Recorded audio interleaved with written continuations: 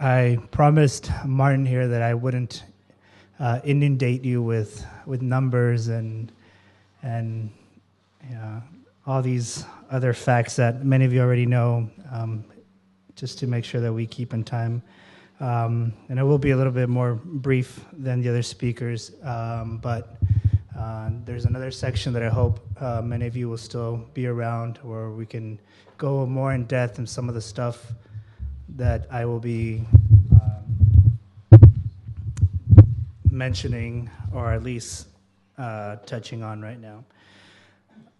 I'd just like to begin with a very short story. Originally, maybe some of you might know, originally I was not the Carlos Marentes that was supposed to be here speaking to you. But unfortunately, I share the same name with my father, and I'm in the same line of activity and work, and I was called to represent him and the organization Via Campesina on this occasion. But something very interesting that I'd like to share with you in terms of the issue of migration. I am from the border region of El Paso, Texas, and Ciudad Juárez, Chihuahua. Many of you might be familiar with Ciudad Juárez for several reasons, all of them very good. But, for example, the issue of the disappeared women and the cartel narco-trafficking activity that occurs in that area. But something interesting that kind of relates my father and myself in this issue, and particularly here in Berlin. He was able to be here around the same time when the wall was falling here in Berlin, and attended some activities as well. But interestingly enough, during those same days and when those activities were happening, and he was here representing the organization in Berlin, in a small little town just a few minutes away from El Paso, Texas, some of the first walls in the United States meant to be keeping immigration out were actually being erected, which we thought was a very poignant situation and illustration, and more than anything, a turning point in terms of the policy towards immigration, and more importantly, how immigration itself was transforming into something more than what it had been before. And before I go into this a little bit further, a very not too known fact about immigration enforcement, at least in the Mexico-U.S. border and also the Canadian border, is that we often forget the source of that enforcement agencies, where they specifically arise, and in particularly their objectives as they stood during those periods of formation. Many of you might not know that the Border Patrol, which is the policing agency, which is now part of what they called ICE, or the Immigration Customs Enforcement Agency, which is no longer a separate entity but forms part of the National Homeland Security, actually came out of the Department of Labor in the early 1900s. And its sole purpose was specifically to keep out Chinese immigrants that were coming in to the United States to work on the railroad lines during the western expansion of the United States. Now, this is very important because this deals with this complexity of immigration, the immigrant, the territory, as Dr. Saskia Sessen was talking about this morning. But it also brings to mind for us to reconsider and to really not forget the histories as well that have come to develop these situations, these complexities, if you will, these transforming and always evolving situations of migration and the social responses to them, whether they be policy, social attitudes, whatever they may be. And just to give you a little a little information in terms of what does that really mean, at least for us in the border. Let me take you back to the early 1800s, prior to what at least some of us call the U.S. invasion of Mexico, also known as the Mexican-U.S. War of 1946 to 48, where after the war had ended, more than half of Mexico and its population became part of the United States, but it did not come part in terms of the individuals that were living already in that area, which accounted about 100,000 Mexicans and over 200,000 indigenous people of the area. They were actually treated as second-class citizens, if anything at all. And posteriorly, in the early 1900s, a lot of these people that had lived there that were caught in this geographical shift were actually deported when we had the massive deportations in the early 1900s. One of them which included deportation of over 1 million people by train. And so this kind of gives you an idea of some of the stuff that we have dealt with, at least in the border of the U.S. And Mexico as well. But it also serves to illustrate something that we often forget, and that is the issue of the internally displaced, which today runs a little bit over 700 million people.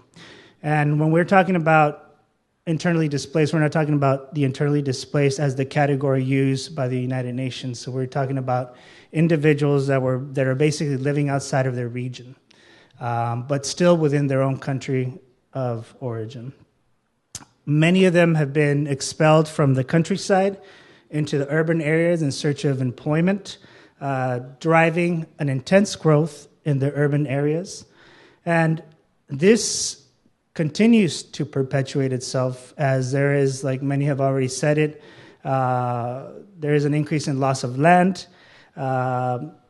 People are left with no other choice but to seek jobs of any wage level in the cities.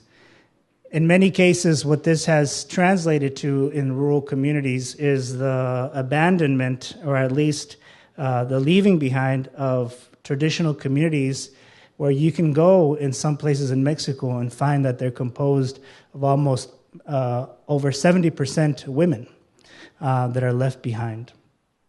And many of these women are there to take on the responsibility of, if there's still land to be farmed, to farm it. There's family members to be taken care of. And more recently, in the last couple of decades, to be the brunting force or face the brunting force of organized crime in rural Mexico of the cartels. So what we've seen is that as the influx of people come into the cities in search of these scarce jobs, which is something very peculiar, which I'll relate to the United States in a little bit, that pay very low wages, that barely allow for a minimal level of existence, we find that the nature of the competition that is brewed for these very low wages drives a dynamic of what you would familiarly recall is the race to the bottom in some areas. But in addition to this, the lack of social and economic opportunities with these dynamics encountered in the cities, which folks migrate, the only other option is to leave the country, to actually leave their countries of origin and take a greater risk to search for employment in order to be able to sustain their families elsewhere. As many of you know, out of those that do make it out of the country, close to or a little bit over than 40% of those individuals worldwide find themselves in a state of undocumentation or unregularized. And what this has meant is a high subjectivity of repression, exploitation, and criminalization within the receiving countries. And just to give you an idea of what that has meant, at least in the United States, in the last few years, the majority of people that have been detained within between 2001 to about 2010, this has meant a little over 250,000 people that have gone through this process of detention. You're talking about over 350,000 people. Currently, there is over 34,000 that are being detained at any one time.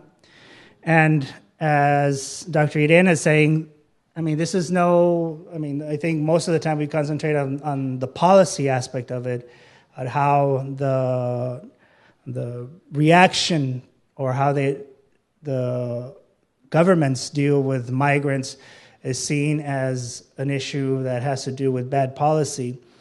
But there's that other side, as was mentioned earlier as well, that the issue of migration is a lucrative business as well, and particularly the detention aspect.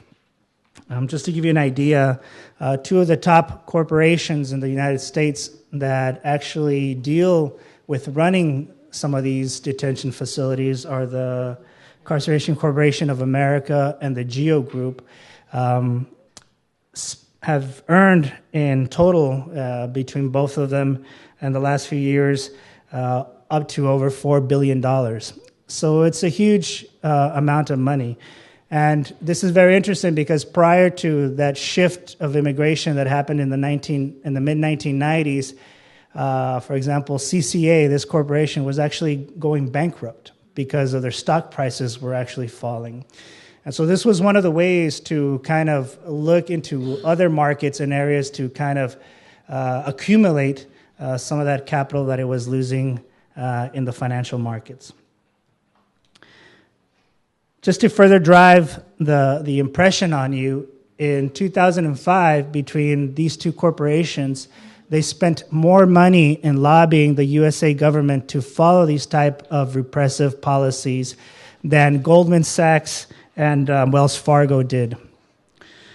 So that kind of gives you an idea of the real need to really push this type of policy on behalf of these corporations that are benefiting from this type of immigration policy that is occurring in the United States and that we see all over the world as well.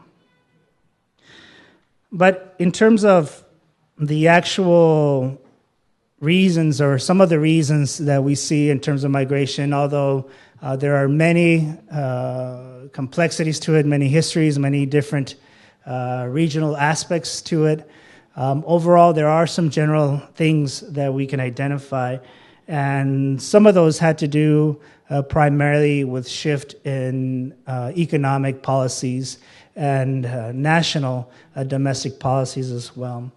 Many of you are very familiar with the trade liberalization regimes, as well as the implementation of the structural adjustment programs, austerity, privatization measures of the last few decades, which have contributed to this increased urbanization and movement of people around the world. What this has meant in some areas of the rural countryside has meant, for example, the elimination of price guarantees that existed prior to, including support for agriculture. And when we're talking about agriculture, during those times when we're talking about small-scale family agriculture, we're not talking about the industrial, huge agriculture that we see today. At the same time, we saw the implementation of the Green Revolution, which has come back again under the heraldship of the Gates Foundation in Africa. And also the ever-increasing use of what we see as labor-displacing technologies. This includes everything from bio and agro pesticides, as well as different technologies such as GMOs or terminator seeds and so forth and so on. The effect has been so devastating that in some places it has transformed entire countries from being net food exporters to being net food importers. At the same time, transforming what was typically or was used to be the traditional small-scale farmer into becoming cheap and disposable agricultural workers in other countries. To give you an idea of the extent of this process, 90% of all the agricultural labor of the global north comes from the global south. And this itself has created corridors of labor that extends, for example, from Central America to the US or from West Africa to Europe, two of the most prominent examples.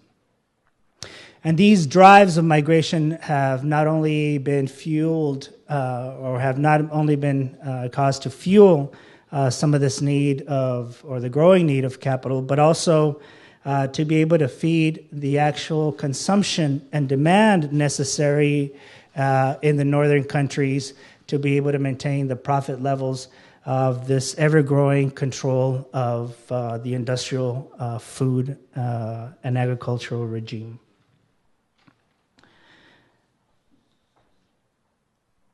Many of you might be very aware of the situation that is happening at the moment in Colombia. And this is a perfect example of some of the devastation that these type of policies have had in the countryside and have fueled migration in itself. It's very interesting to note that in Colombia, prior to 2008, it experienced, very interestingly enough, very high grain prices. And so there was some stability in terms of the agricultural sector, not the best, but still was not suffering as many other countries such as Mexico and in some of the Southeast Asian countries because of the free trade agreements. But after that, in 2008, as you recall, there were several things that happened. One of the most meaningful things that had the greatest impact was this issue of the food commodity price spikes. And this was very important because this marked a very big change in terms of how agriculture and rural communities were being affected. Prior to that, we were talking about the problem of food dumping through some of these free trade agreements, and now had passed on to this issue of price volatility, which was basically fueled by the financialization and the deregulation of the financial markets that had occurred in the last few decades as well. So what this meant was a big shift from agricultural production to the point that it also enabled huge land concentrations in Colombia, to where the point that today over 16.6 million hectares of arable land are either in control of these huge landowners and are not in production itself. And this really is one of the issues that we see as being the cause of what's happening in Colombia. But not only that, if you recall, in 2008 was also some of the issues that were moving people to rise up, and what we saw in the rise-ups in Egypt and in other parts of the world in terms of what they call now the food riots, and which have actually been the springboard for a lot of the other mobilizations and actions that have been taking place across the world in Northern Africa and in other parts of the world. Now, this is a very interesting that now the issue of migration in the context of what happens in the rural countryside is aggravated even further. And what we see is that there's a common link to this. And I'm not going to go too much into it because I believe that's one of the aspects that we will talk about in the second panel, which is this issue of development. But I will note that one of the things that is also fueling much of the migration, or is affecting a lot of the migration within the rural countryside, is this whole issue of climate change. And one of the things in terms of worsening conditions for rural and agricultural workers, small-scale family farmers, which has translated into further migration, is the variability of climate, pronounced droughts, the inability to really read seasonal weather patterns that have affected not only the growth cycle, but also the ability to really measure against the risk of some of these variabilities that they used to at some level or another beforehand. And this basically adds to an overall condition that we're seeing, but I would remind you it's not a condition that is new. Many of you recall that one of the biggest sources of the development of the modern economies that we see today was precisely the displacement of peasant farmers from their lands. And this is no different today. This is occurring. At the moment, I believe Europe has a total population of maybe 3% that is engaged in farming, versus places like India where you have a little bit over 50%. And what we see with some of these issues, such as the free trade agreements, some of these effects of climate change, these regressive immigration policies, has been that there is a dynamic, whether it's intentional on one level or another, of changing the rest of the world that is close to 70% small-scale farmers into the 3% that we find in northern and industrialized countries. In other words, it's an onslaught and attack against the peasant and the small family farmer that still remains outside of the wage labor system or the commodity producing and consuming environment that we find in the urban cities.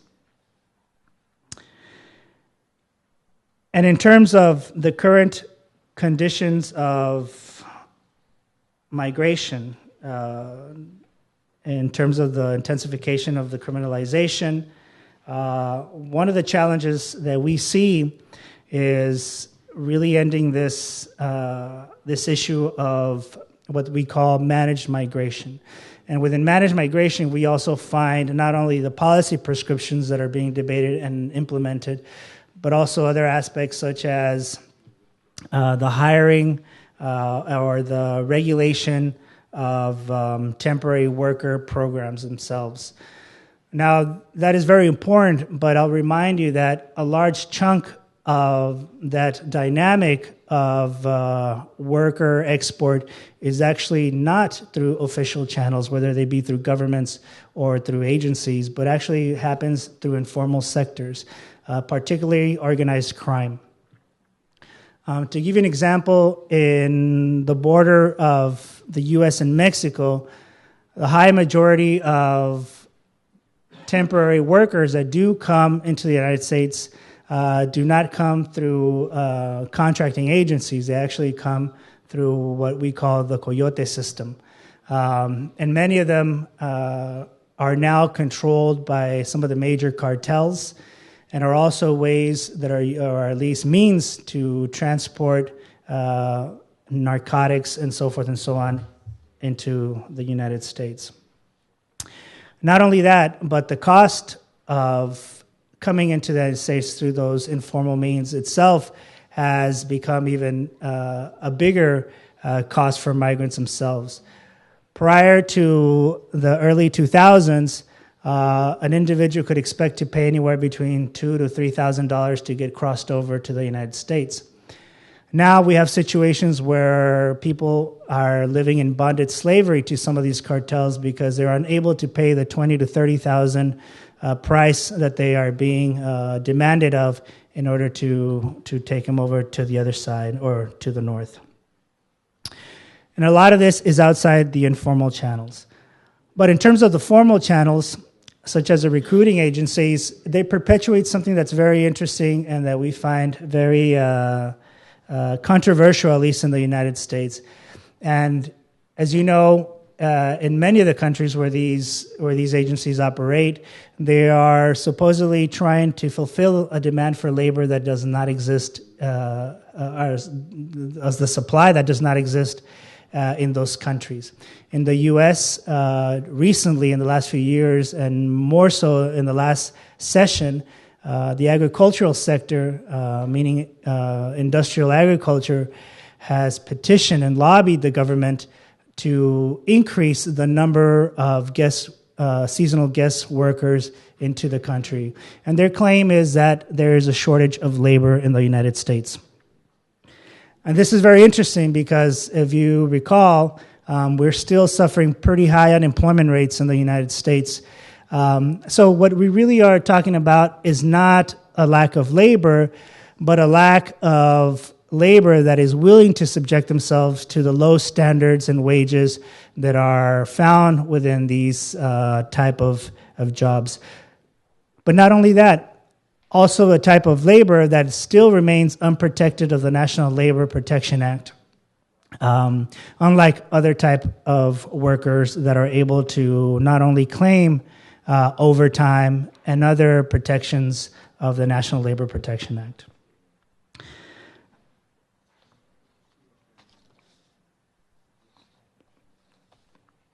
So it seems a little bleak in terms of what has happened or what is happening in the countryside and the response of what is going on in terms of the migration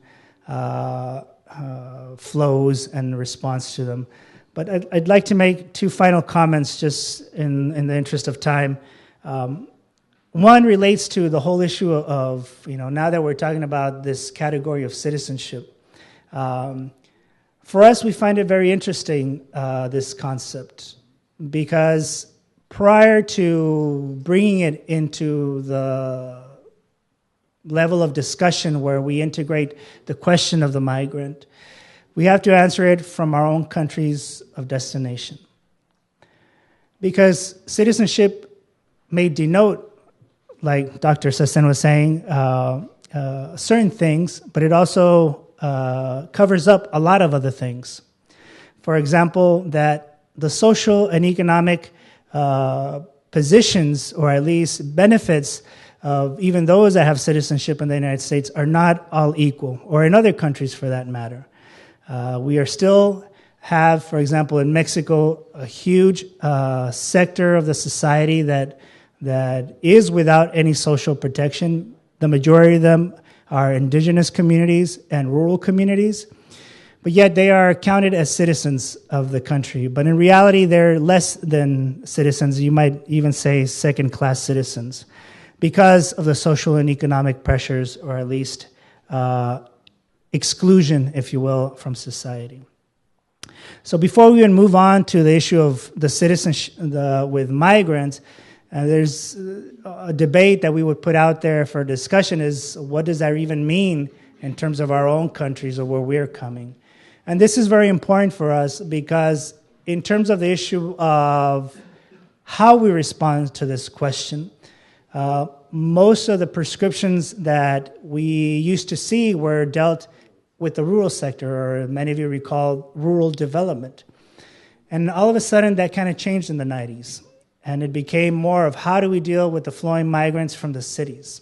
And we forgot that there was still a countryside in many of those countries. We forgot that there was still an excluded part of society, even in those countries, that were now being relegated to fend for themselves within these dynamics that were feeding the migration flows from sending countries.